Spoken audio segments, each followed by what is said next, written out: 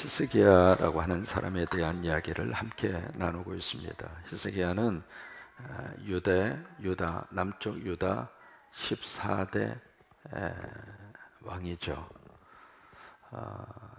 히스기야라고 하는 사람이 왕이 됐을 때 나이가 몇 살이라고 그랬죠? 25살이었습니다. 25살 때 왕이 돼서 53살 때 세상을 떠났으니까 이제 왕으로 있었던 제위 기간은 28년이라고 하는 기간입니다.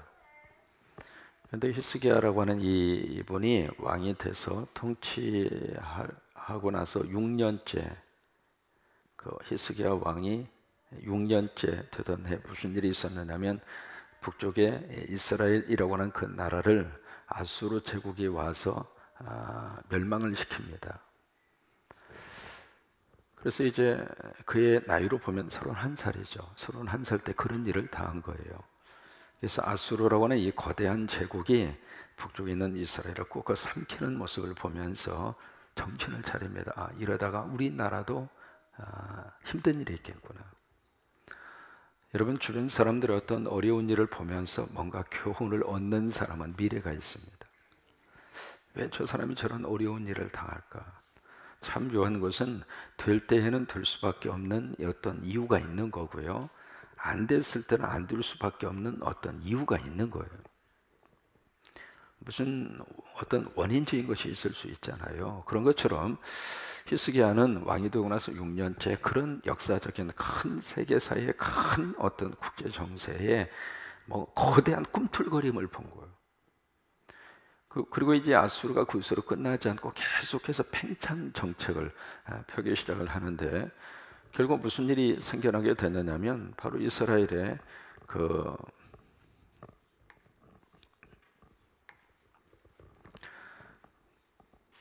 여기가 이제 이스라엘이 아수르에 의해서 이제 멸망을 당하잖아요. 그러면서 이제 이쪽 아수르가 이제 애굽 쪽으로 치고 들어오기 시작을 해요. 그 애굽을 이제 삼켜 먹기 위해서 치고 들어오면서 바로 여기에 라게스라고 하는 곳을 점령을 합니다. 점령을 하고 거기서 만족하지 않고 이 군대를 바로 예루살렘 쪽으로 치고 들어오기 시작을 했죠. 그래서 예루살렘을 이제 완전히 포위를 합니다.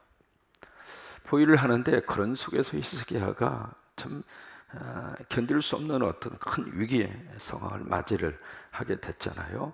그런데 이런 속에서 히스기야가 참 큰 일을 해요. 무슨 일을 하느냐면 여기 이제 18만 5천 명이 예루살렘을 딱 포위를 하고 있습니다. 포위를 하고 있는데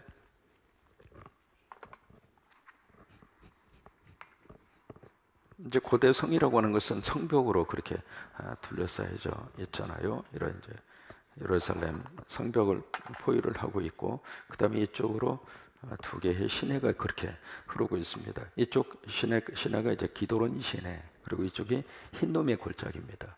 두 개의 골짜기 사이에 바로 예루살렘 성이라고 하는 이 성벽이 양쪽에 이제 쭉 그렇게 둘러싸여져 있고, 이 성벽을 지금 예루살렘 아수르 군대가 포위를 하고 있단 말이에요. 그러니까 여기에서 가장 지금 시급한 것은 먹는 식량 문제도 시급하지만 두 번째는 식수입니다.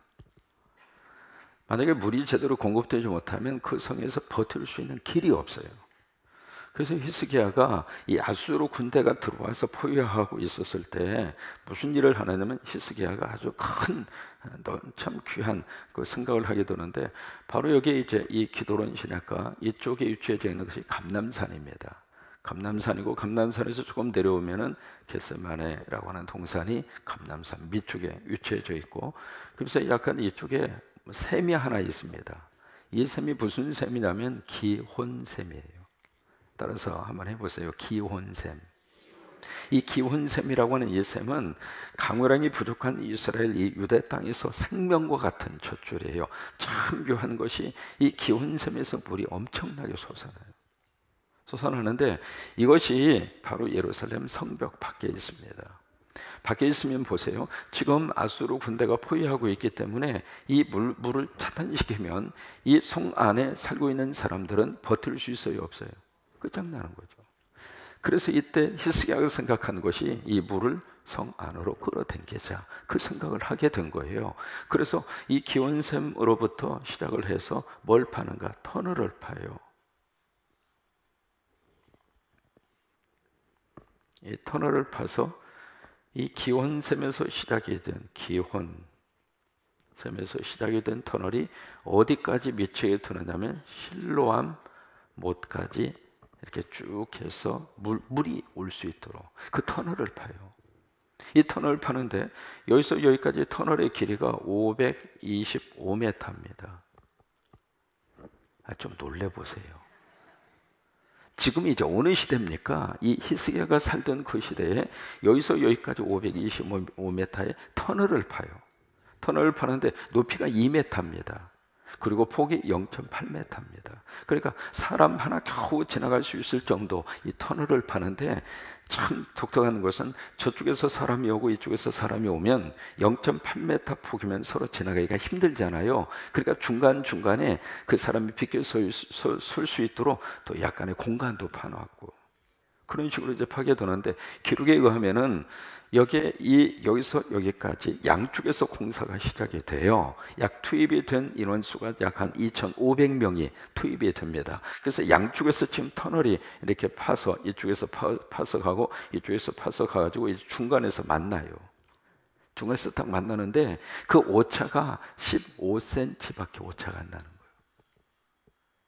거예요. 놀랄 만한 일이죠. 그리고 이 터널을 팔 때 직선거리로 파지를 않고 어떻게 팠느냐면 이 모양을 그려드린 것처럼 이 S자형으로 이 터널을 파요. 왜 그랬을까? 여러 가지 이유가 있습니다. 그 중에 하나 최근에 밝혀진 바에 의하면은 바로 기온샘에서 이 실로암 터널까지 이 바위를 뚫고 물이 흐른 흔적을 발견을 한 거예요. 그러니까 없던 그 바위를 처음부터 이렇게 뚫은 것이 아니라 물이 흘러간 흔적을 따라서 이 터널을 파기 시작을 한 거예요. 그러다 보니까 이 오차가 15cm밖에 나지 않도록 그렇게 되어져 있는 거고, 또 하나 그 물줄기를 따라서 터널을 파다가 보니까 이 터널이 S자 형태로 터널이 만들어지게 된 거라 그 말이에요. 그렇게 해서 여러분 지금도 이스라엘의 성지순례 가면 이 기온샘에서 실로암까지 약 525m 정도의 길인데 이것을 직접 내려가서 확인할 수 있을 정도로 보존 상태가 아주 완벽합니다. 그래서 여기 양쪽에서 이 가다가 중간에서 이제 딱 만나게 되잖아요. 만나는데 거기다가 비문을 하나 이렇게 새겨서 딱 붙여놨어요. 그 비문의 내용이 바로 뭐냐면 상대의 소리가 들린다, 그런 내용이에요. 상대의 소리가 들려서 이쪽에서 하는 말을 저쪽에서 듣고 우리가 서로 거기서 만나서 서로 망치를 서로 부딪혔다. 이 망치 가지고 이제 터널을 팠던 것 같아요. 그러니까 망치를 서로 부딪혔다라고 하는 기록을 남길 정도로 그 비문에 생생하게 이 터널 안쪽에 기록이 되어져 있습니다. 근데 이 공사를 언제 했는가? 아수르가 이 예루살렘 성을 포위하고 있을 때 그때 이 공사를 해요. 그렇게 해서 히스기야가 그 위험한 이 상황 속에서 어떻게 해서든지 이 국가의 재난과 위기를 잘 극복하기 위해서 나름대로 통치자로서 해야 할 일을 충실하게 하고, 또 하나 히스기야의 이 속에서 하나 잊어버릴 수 없는 것이 종교 개혁이에요. 여러분, 나라가 살기 위해서는 국방력도 있어야 되고요. 또 하나 나라와 민족이 살기 위해서는 영적으로 살아야 돼요. 영적으로 죽으면은 다른 거 다 끝나는 거예요. 그래서 내 영혼이 잘됨 같이, 내 영혼이 잘됨 같이, 내 영혼이 잘됨 같이, 그러니까 영적으로 하나님 은혜가 충만하면 사람은 버티고 살 수 있어요.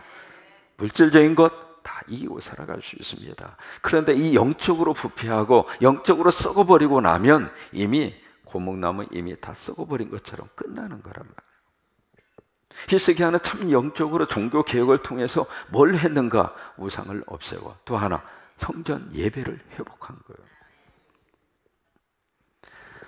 이런 절대절명의 순간에 히스기야 국가적으로도 위기를 맞이했지만 또 하나 개인적으로 어제 우리가 살펴본 대로 중병에 걸린 거예요. 그 문제를 가지고 히스기야는 어떻게 했어요? 하나님 앞에서 어떻게 했죠? 울었어요. 하나님 앞에서 엎드려서 통곡해서요, 하나님 살려달라고, 하나님 다시 한번 기회를 달라고. 그러니까 하나님 앞에 엎드리니까 하나님이 그의 기도를 들으시고 그의 눈물을 보시고 그의 생명을 몇 년간, 15년 하나님 연장시켜 주셨어요. 참 놀라운 것은 하나님의 계획과 하나님의 뜻은 불변합니다. 그런데 하나님의 계획과 뜻이 바뀌어질 수가 있다고 하는 거예요. 무엇을 통해서? 성도의 기도를 통해서. 여러분, 기도가 가지고 있는 이 엄청난 능력을 이사야 38장이 말씀을 해주시고 있는 거예요. 하나님께서 선포하시면 그 선포한 하나님의 말씀을 누가 바꿀 수 있어요? 그런데 그 바뀌어졌단 말이에요. 하나님의 뜻이 체인지 됐다 이 말이에요. 무엇을 통해서? 히스기야의 눈물의 기도를 통해서. 여러분, 성도가 기도하면 하나님의 마음이 바뀌어질 정도로. 니느웨를 향한 하나님의 선포, 40일 후면 망하리라. 이건 하나님의 선포예요. 하나님의 계획이란 말이죠. 그런데 그 하나님의 메시지를 듣고 니느웨 성에 있는 사람들이 회개하고 금식하고 어떻게 됐어요? 하나님의 뜻을 어떻게 했어요? 돌이키시더라 이 말이에요. 그 정도로 성도의 기도가 능력이 있습니다. 한 나라와 민족을 살릴 수 있을 정도로 핵보다도 더 강한 능력이 어디서 나오는가? 성도의 기도에서 나와요. 그래서 이 새벽에 여러분들이 이렇게 나오셔서 기도해 주시고, 같이 이 새벽에 제단을 쌓아 주시고, 나라를 위해서 함께 기도해 주시고, 하나님이 우리 기도를 들으실 줄로 믿으시면 아멘. 크게 아멘. 그래요. 특별히 이사야의 말씀을 통해서 민족의 현실을 바라보게 하시고, 기가 막힌 하나님의 역사 아닙니까? 일부러 이사야를 선택한 것도 아니고 이사야의 말씀 함께 나누면서 그 당시에 이스라엘과 유다의 그런 나라의 형편이나 오늘 우리의 형편이나, 근데 여기에 이 말씀을 통해서 하나님이 역사하시는 모습을 우리에게 보여주시는 하나님의 뜻이 있다 이 말이에요. 그래서 결국 히스기야가 하나님의 은혜를 받아서 병을 치유를 받잖아요. 그러고 나서 오늘 말씀은 그 히스기야의 간증입니다. 간증이 있는데 그 앞부분에 히스기야의 기도가 나오고, 그 앞부분에 히스기야의 기도가 나오고, 여러분 이제 간증이라고 하는 것은 몇 가지 패턴이 있습니다. 가장 이제 우리가 성경에서 만나는 가장 진솔한 간증은 사도행전 26장입니다. 사도행전 26장에서 누구의 간증을 만나느냐면 사도 바울의 간증을 우리가 들을 수 있는데, 거기에 사도행전 9장에 서 있었던 그의 개인적인 신앙적인 그 놀라운 하나님의 거룩한 역사의 그 간증을 사도행전 26장에서 누구 앞에서 하는가? 아그리빠라고 하는 그 왕 앞에서 간증을 해요. 간증을 하는데 간증에 몇 가지 패턴이 있습니다. 첫째는 간증을 할 때 어떻게 하는가? 내가 예수 믿기 전에 내 삶이 어땠는가? 이러한 삶을 살았다 그거예요. 그런데 내가 예수 그리스도를 만났다 그거예요. 그 예수 그리스도를 어떻게 만났는가? 바울 같은 경우에 있어서는 다메섹 도상에 가다가 음성으로 들려오는 하나님의 음성을 듣고 사울아 사울아 네가 왜 나를 핍박하느냐? 그렇게 예수 그리스도를 만난 거예요. 그러면서 세 번째, 예수 그리스도를 만난 다음에 내 인생 속에 어떤 변화가 생기게 됐느냐 그 말이에요. 그 다음에 네 번째, 변화된 그 내가 앞으로 어떻게 살 것인가 그거예요. 이것이 성경에서 말하는 간증의 그런 하나의 패턴입니다. 내가 예수 믿기 전에 이렇게 살았습니다. 근데 내가 이러한 과정을 통해서, 이런 역사를 통해서 내가 예수님을 만나게 되고, 내가 예수 그리스도를 믿게 되고, 그 예수님이 내 인생 속에 오셔서 내가 예수 그리스도를 그렇게 만나서 내 삶 속에 이런 변화가 생기게 됐고, 그리고 변화된 나로서 나는 이러이러한 삶을 앞으로 살겠습니다. 이게 간증의 패턴이라 이 말이에요. 오늘 히스기야는 여기 간증을 통해서 두 가지 참 기가 막힌 간증을 히스기야가 하고 있습니다. 첫째로 무슨 간증을 히스기야가 여기서 하고 있는가? 고통에 대한 성서적인 해석이에요. 이 고통, 이 하나님을 만나고 나서 이 치유의 경험을 통해서 히스기야는 자기 인생 속에 지금 견딜 수 없는 그런 고통을 참 신앙적으로 해석을 해내요. 그것이 바로 17절입니다. 17절에 보시면 보옵소서. 내게 큰 고통을 더하신 것은 내게 평안을 주려 하심이라. 이게요, 여러분 보세요. 이게 보통 영적 수준이 아닙니다. 나에게 고통을 주신 것은 그냥 평안이 아니라 어떤 평안이에요? 하나님이 내게 평안을 주려 하심이라. 주께서 내 영혼을 사랑하사 멸망의 구덩이에서 건지셨고 내 모든 죄를 주의 등 뒤에 던지셨나이다.